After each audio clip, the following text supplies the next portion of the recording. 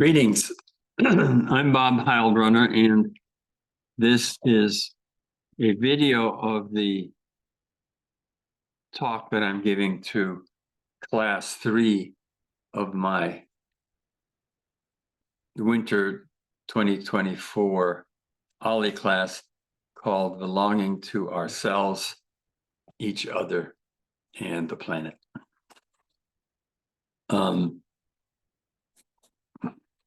Today, this class is going to talk about, so the whole class is about learning to belong, and that means moving out of and transitioning from what I described as the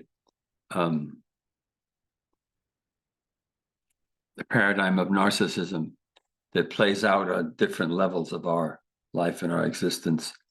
And those can be drawn as concentric circles, as we talked about in the last class.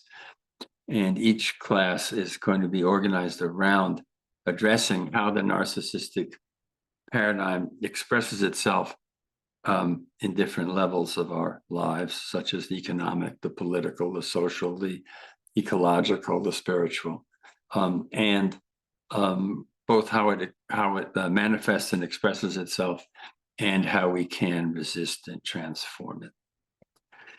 So this class is going to be about narcissism on the psychological level, on the personal psychological level. And because that's so, well, partly because I'm a therapist, but also because psychological narcissism seems to be a lesson that we in America are being presented with in a dramatic fashion at this point. That's why I've chosen narcissism as a description of the paradigm, although it could also be called the imperial, or the you could have different names depending on the realm we're talking about. Anyway, today's about the psychological realm. Now, the individual psychology of narcissism in our culture is, however, embedded in the paradigm of narcissism. So it's embedded in the narcissistic values and institutions and how we raise our children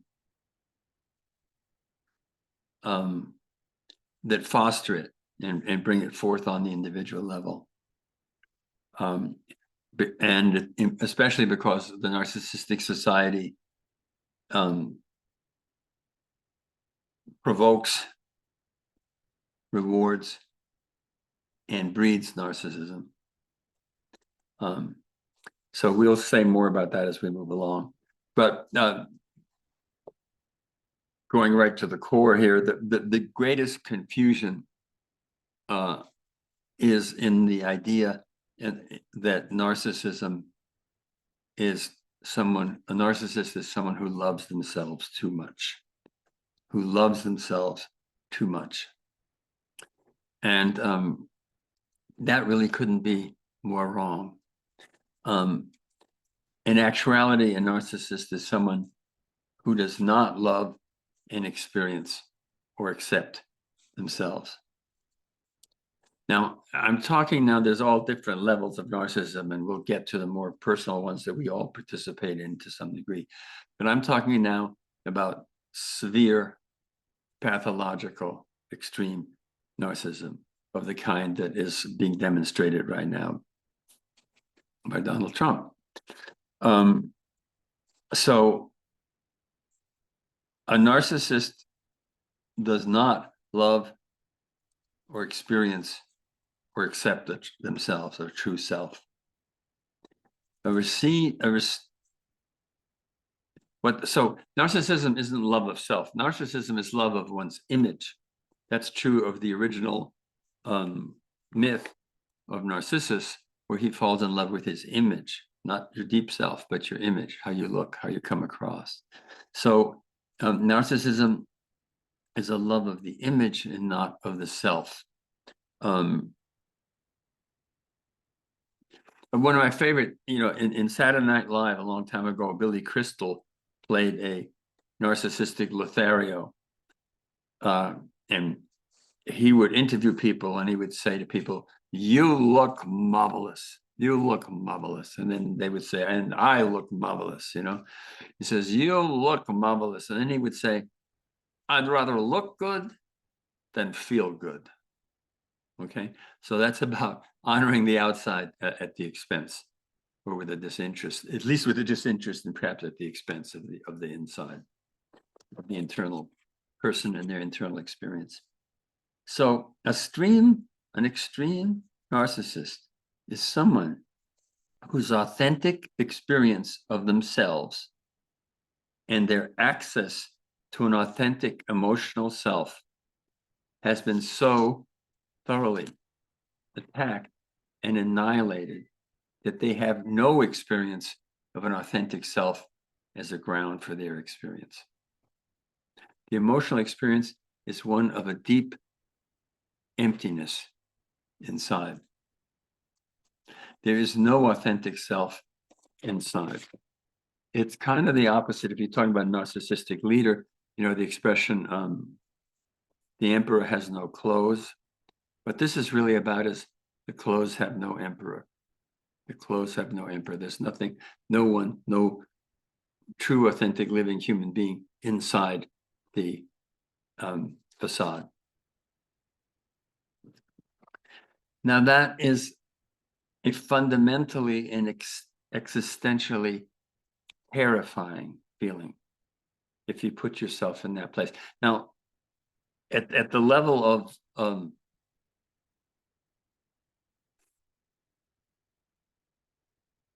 at the level of a extreme pathological narcissist, they're hopeless. You're not going to help them or change them. And if you can find in yourself empathy for their situation, then good for you. And if you can't, you know, good for you, and you're a bigger person than I am in some level, to the extent that they're not someone that can be helped. At the point when I can't help them, my empathy goes away, at least if they're doing tremendous damage to everyone else. But in any case, but still, whether you find empathy or not, to try and imagine what it's like to have no internal self, to have no fundamental personal ground or personal experience or access to a genuine emotional personal experience, to have no self in that way, to have only a vast emptiness and a hole, a black hole inside. That's what it's like on the extreme level. Now, to experience that would be absolutely existentially devastating and paralyzing. Absolutely devastating and paralyzing. If the psychological structure of the narcissist would allow them to actually feel this, to actually experience and feel that emptiness inside. Now, if you're a milder narcissist and you can feel that emptiness inside, if you feel it, you're curable, because you can work, you're starting to feel genuine feelings, and you can work from that to build a fuller self. But the extreme pathological narcissist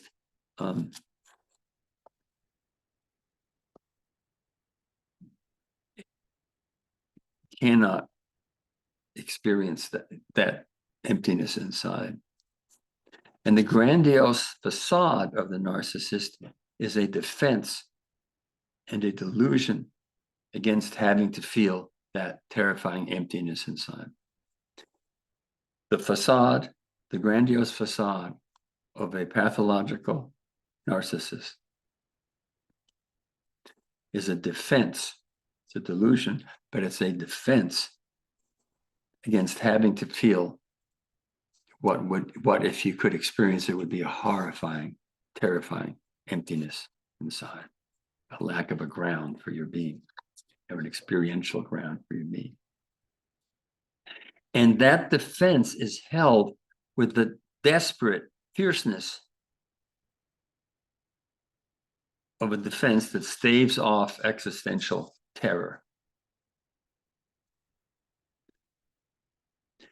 And you see this in the relentless compulsion to demonstrate dominance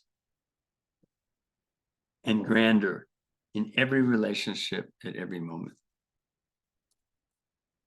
The desperate ongoing commitment to demonstrating compulsion to demonstrate dominance in every relationship in every moment of your life.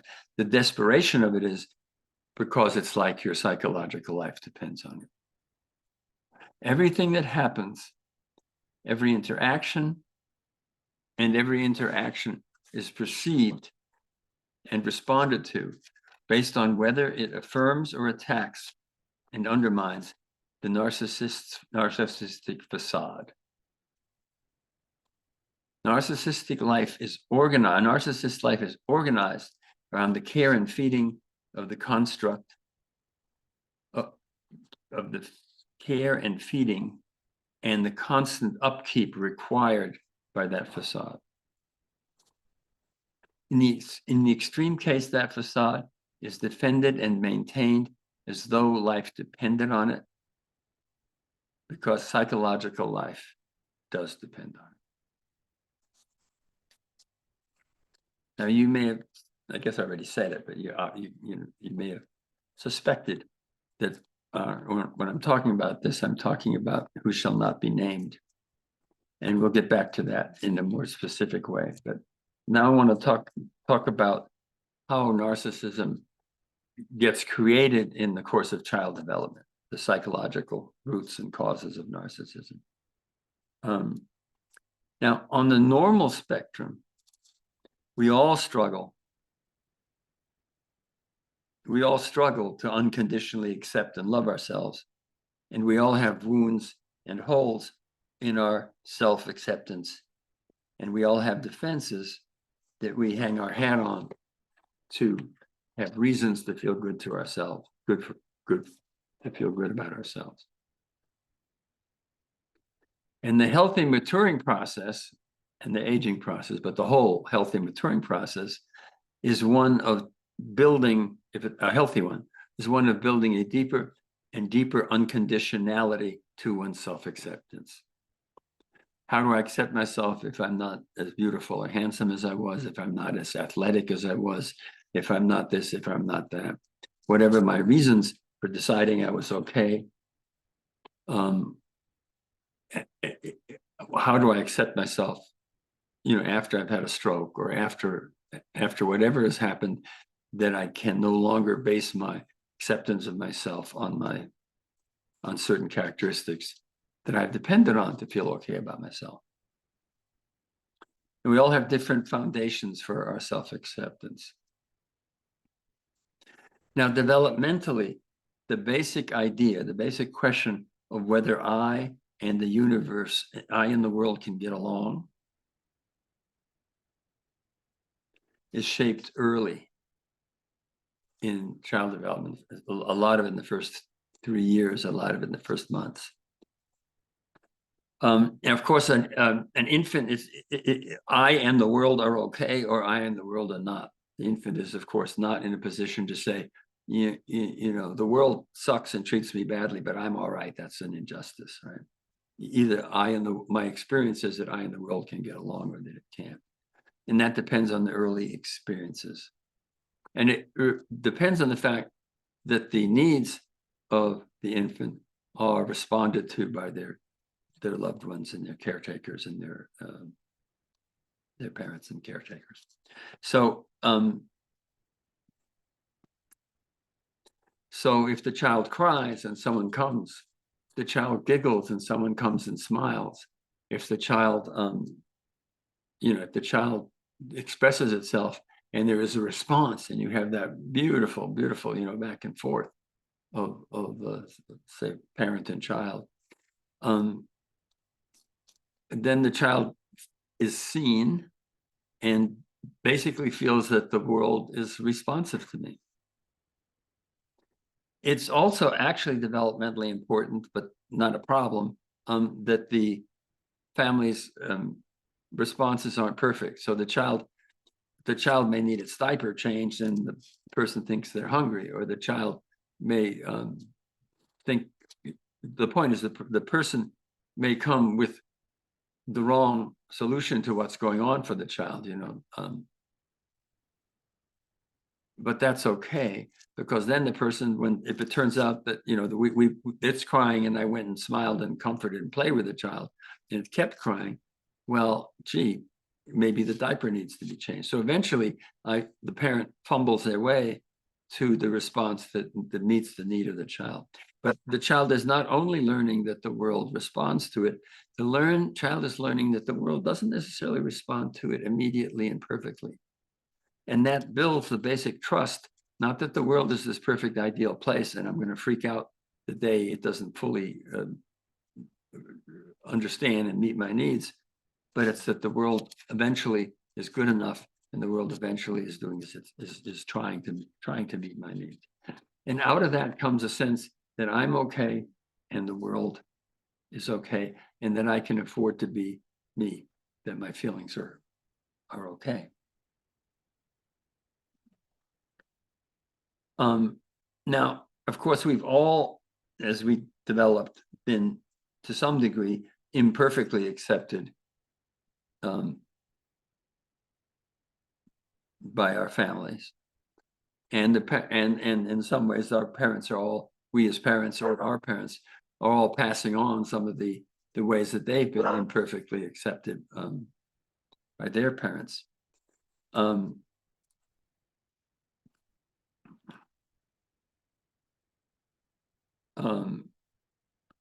remember the movie Annie Hall, right, where he's visiting her, or she's visiting him and his family, the Jewish family. They're yelling and screaming and whatever, and she's going like, "Oh my God!"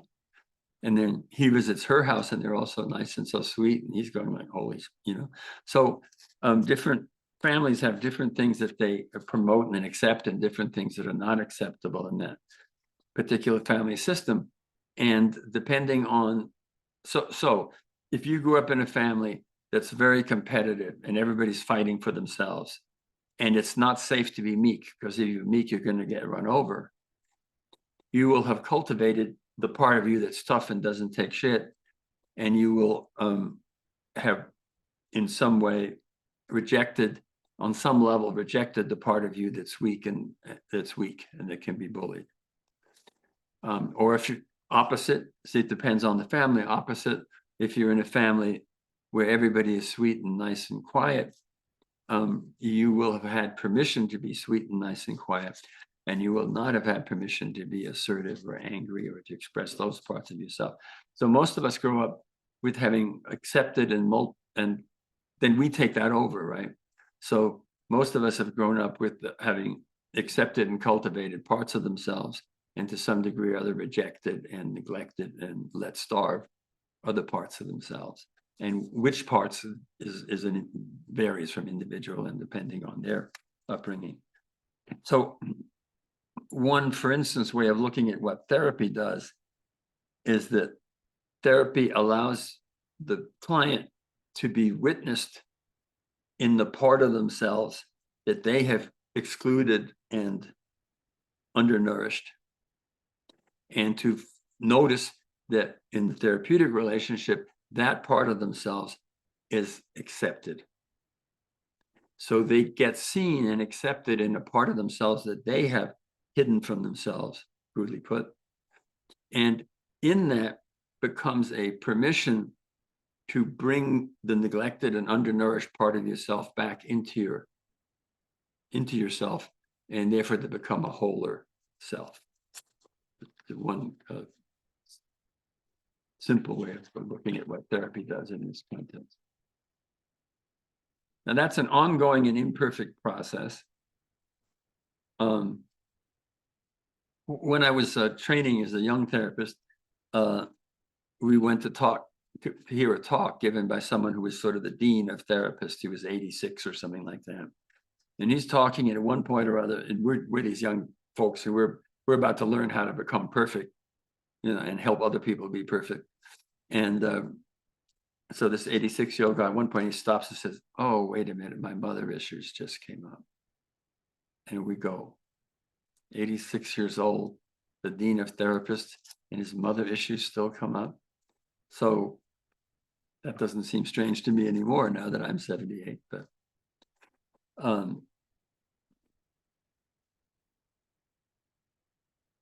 But the ongoing growth and self-acceptance requires a love and mercy for our imperfections. And part of the growth process is to cultivate a mercy for our own imperfections, which of course is the foundation for having mercy for other people's imperfections. So now back to he who shall not be named.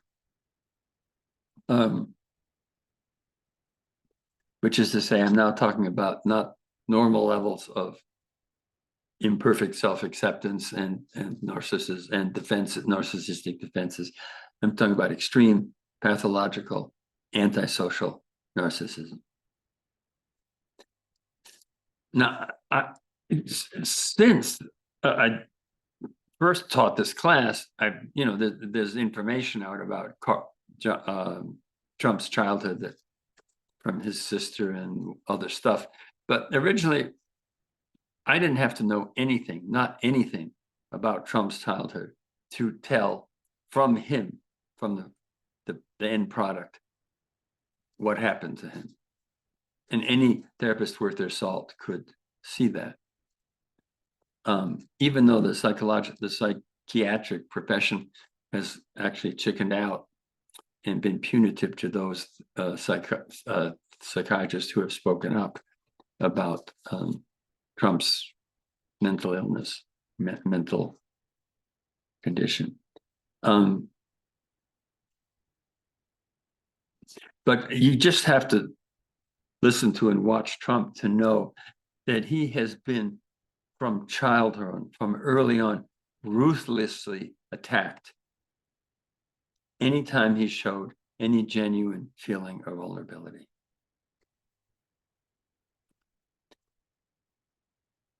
That vulnerability, emotions, feelings were not allowed and were ruthlessly attacked in his childhood world. And only dominance was allowed.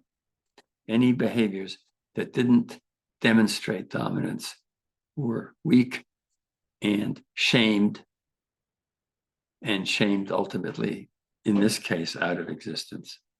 And then, of course, you take that on yourself. The person takes it on themselves, and the father's long gone, but they are internally shaming themselves out of those feelings. And that, in his case, went on to the point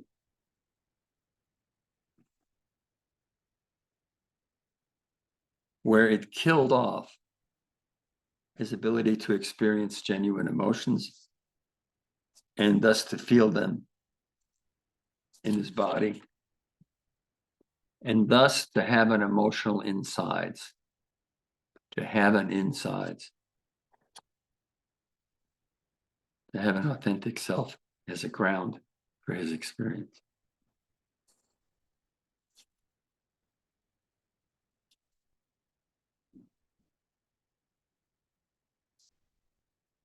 And that brings us back to the resulting emptiness inside that has to be compulsively defended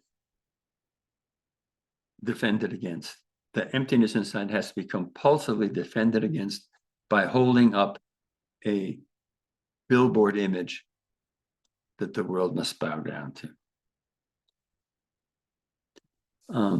Now, we're tired of Trump and some combination of horrified and secret fascination, but ultimately just tired of. We don't want to confirm his only basic fundamental belief, which is that everything is about him, and we hate to confirm it, and hate the way he takes up all the air in the room. But our revenge can be in the air. Studying him can be helpful to us, and in a way it's our revenge, because he cannot learn from his experience. Trump, for reasons I'll explain more, that level of narcissist cannot learn from his experience, but we can learn from the Trump experience. So Trump has not become president because history was asleep at the wheel and made a big boo-boo. Trump became president because he represents, in living cartoonish color, what's wrong with our society. And therefore, he can show us and help us see what we got wrong and what we need to fix. If we only believed Trump told us everything, right? Just before he started his campaign for president. But that pattern, by the way, of not believing that he means what he says, but he does. But he always has a way out. He means what he says, but he'll always say, "Oh, I was just joking." It's challenged. Oh, yeah. So it's very slippery, but he means what he says. He won't stand behind it, but he means it. So if we only believed him, Trump told us everything we needed to know at the beginning of his first campaign for president, when he said that he could stand in Fifth Avenue and shoot someone, and it would cost him no followers. If you break that down,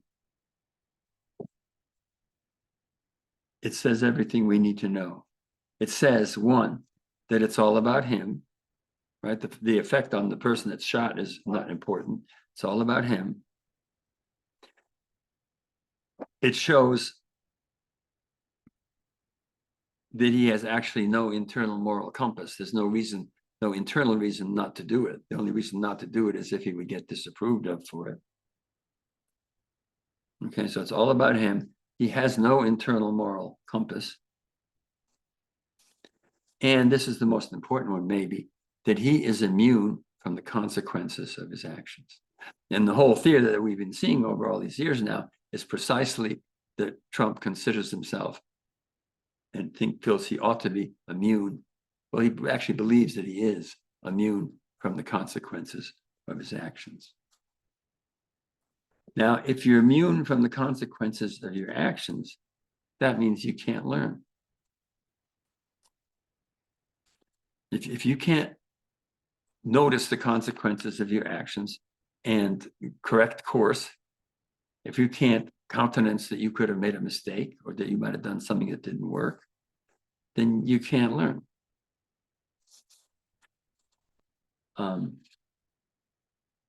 So that level of narcissist, and we see this over and over again, that never learns a lesson, right? You cannot learn from your experience if there are no consequences for your actions. Now, if you notice it, if that's a description of psychological narcissism, it's all about him. It's all about us. Let's make it an us. It's all about him. There is no internal moral compass. And there are no consequences for our actions. And therefore, we cannot learn. That pretty well describes the behavior of our species and of our civilization in the world and in relation to the planet and the environment.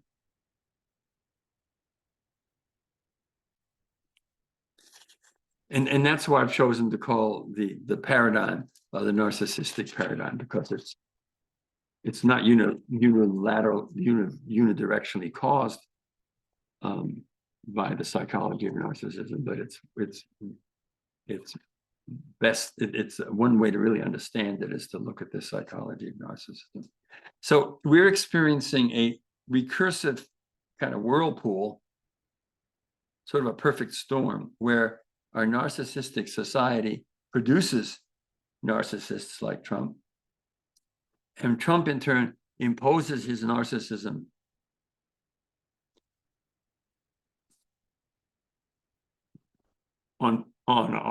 back on the society, and imposes it through the use of people who've been narcissistically wounded in a way that makes them vulnerable. So the culture of narcissism has produced Trump produced and has also produced his followers who are vulnerable to his narcissism. And you have that perfect storm. Now, there's a lot of stuff about how Trump is lying and he won't stop lying and so forth. Trump is not lying. Trump is not lying when he says he won the election. He is psychologically incapable of believing that he could lose. He is psychologically incapable of losing an election or of losing at anything. He is psychologically incapable of countenancing the possibility that he could have lost, because his whole world structure collapses because not being a loser is the absolute desperate definition of who he is and who he has to be, or rather of what his image says that he is and has to be. The fragile structure of Trump's narcissistic delusion simply cannot tolerate or conceive of or countenance the possibility of losing. And that's been true throughout, right? Early on, they said, well, what if you lose? He said, I won't lose, right? How will you know if they cheated? If I lose, the only way I could lose is if they cheat. Ergo, right? So, because to lose is for him to be, his level of narcissism is to be psychologically annihilated. And remember, when he lost, it was like, oh my God, how's he going to handle this? And everybody was worried about the 4 or 6 people in his thing were worried about it. Well, it took him 4 or 5 days, and he, so yeah, he was crushed. But with but he immediately was able to repatch his wounds, and the repatching was simply denial. I couldn't have lost. I didn't lose. Now, my wife Lisa has a lovely thing she does about Trump. That's about the talk he didn't get. This is back to the developmental stuff.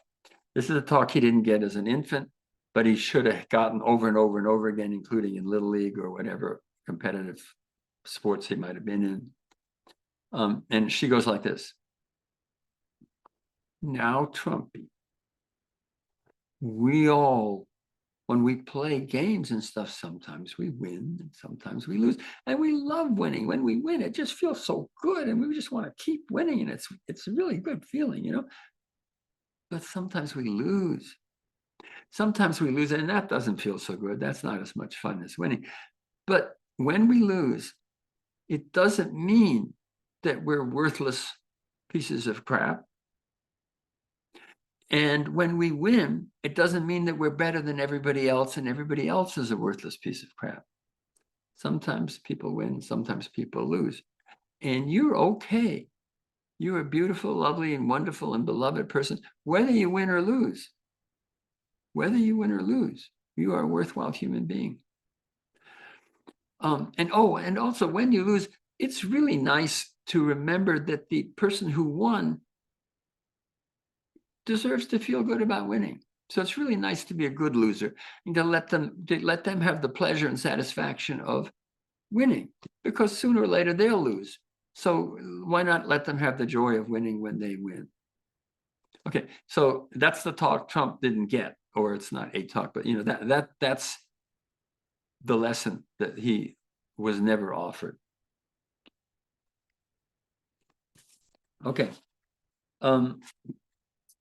So this brings up the obvious question, the mind-boggling question that we go, how does he get away with this?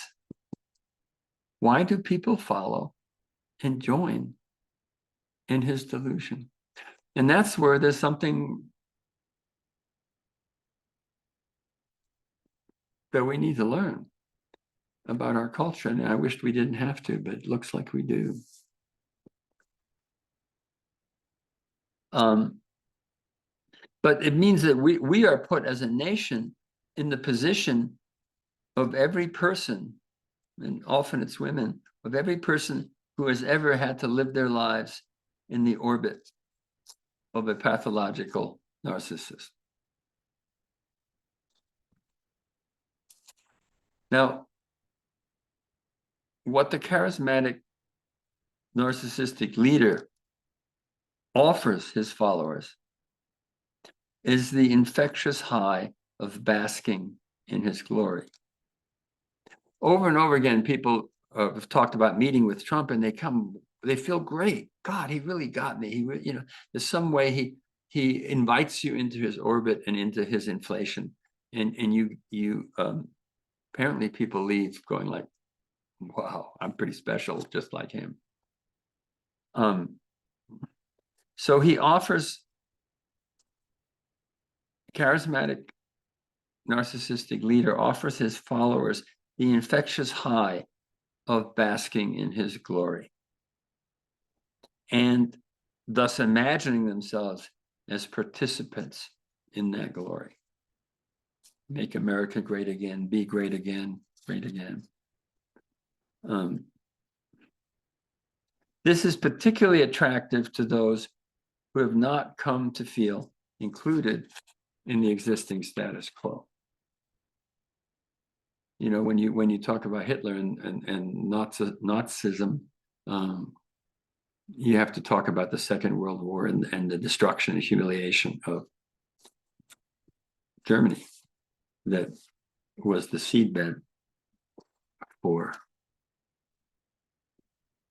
their made them ripe for Hitler. Now, if as evolutionary biology, this is me talking about now, this is my best effort to understand how the heck does this happen? If as evolutionary biologists are discovering, we have evolved to have an adaptive, pro-social, instinctual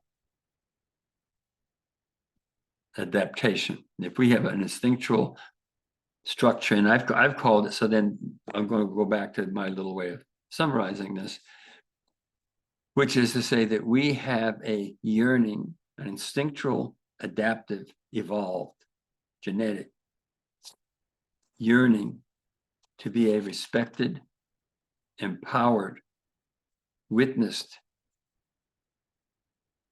contributing member of a greater whole that is worthy of our allegiance and ultimately sacred. We have an instinctive yearning to be a respected, empowered, witnessed, contributing member of a greater whole that is worthy of our allegiance and ultimately sacred. Now, those are characteristics that were highly adaptive in tribal culture, to knit together the tribe and to have people sacrifice for each other in the tribe and to have people organized to defend the tribe when necessary. And they are iffy right now in terms of how we apply them in our present more non-tribal world, but we'll get to that. But if that's a basic instinct, and that we feel happy and whole when we have that, and that we feel lonesome, unhealthy, and angry and dangerous when we don't have it, that's true, then as a society or an economy or a culture that does not offer that leaves us vulnerable to the fake promises of those things, to a false belonging. If we can't get a real membership and a real belonging, we are starved for it and don't have the experience of it, of what it really would be to compare it to, then we are vulnerable and to a belonging in which we are not. So if you look at the Trump thing, we're not respected as individuals. We're not empowered as followers. We're not witnessed and seen for who we really are, right? Only whether we have the right hat on. we're not truly a member because we are incredibly dispensable. As soon as we don't follow the lead, we're dispensable. And that's just, and you see that on the highest level where Trump's top people, the top people he chose, as soon as they disagree with him, whether it's Pence or the Attorney General or the military guys who were his chiefs of staff, as soon as they show anything that he considers disloyalty, which is basically any form of criticism, as soon as they do that, they are out. I mean, they are stone cold out. Okay, so they're not really members because the membership is on the thinnest of ice. And the Trump thing is not worthy of allegiance, and that's not just because I don't like its values, but because it doesn't really have any values. There is not really a set of values or programs. It's really just all about him and self-aggrandizement. To the extent that it serves him to serve elite power in some way, elite economic power in some way. There's a bit of a program, which is like the tax cut for the rich, or to the extent that he wants fundamentalist voters. There's what he can do with the Supreme Court and against abortion, but those aren't really held beliefs by him. He doesn't really have any beliefs, except whatever serves his narcissistic delusion. And it's certainly not sacred. So the point is, it does not meet those needs, but we are vulnerable to them to the extent that we don't have the real version of them. And this is especially true since the narcissistic paradigm does not offer many of us an experience or a model of empowerment that is respectful of the other or the needs of the whole.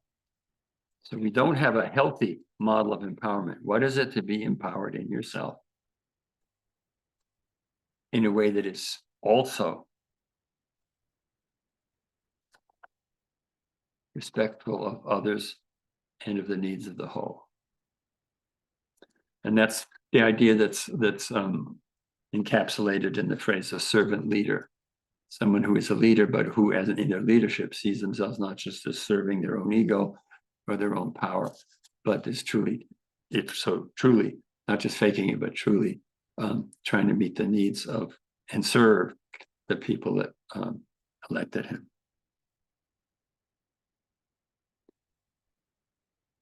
In the narcissistic paradigm, we are either powerless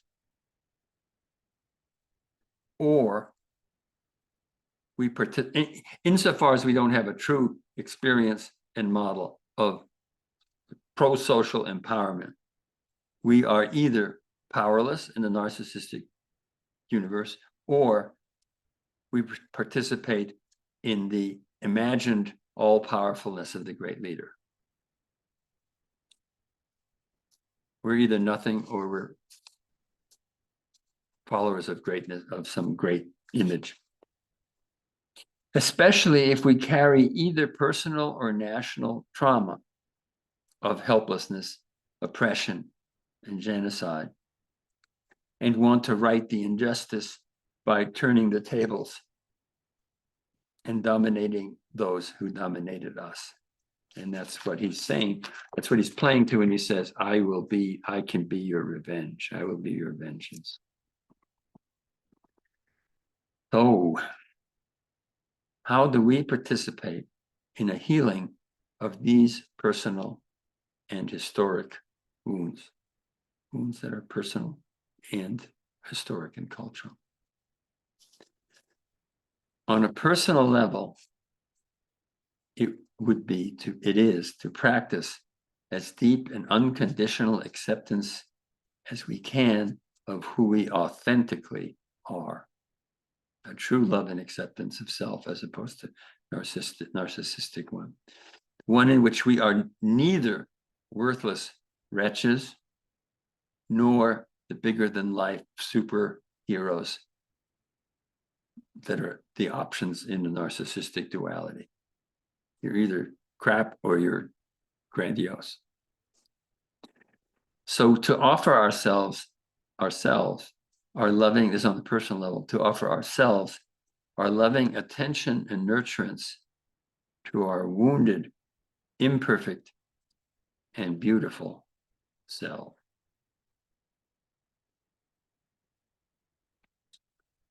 On the planetary level, it is to recognize that we do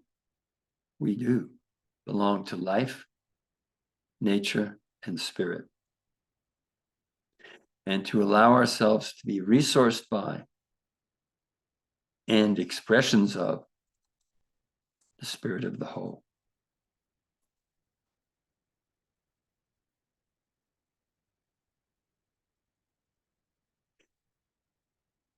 To love, accept, and fight for our wounded, imperfect, and beautiful selves, and to love and fight for our wounded, beautiful, and miraculous planet.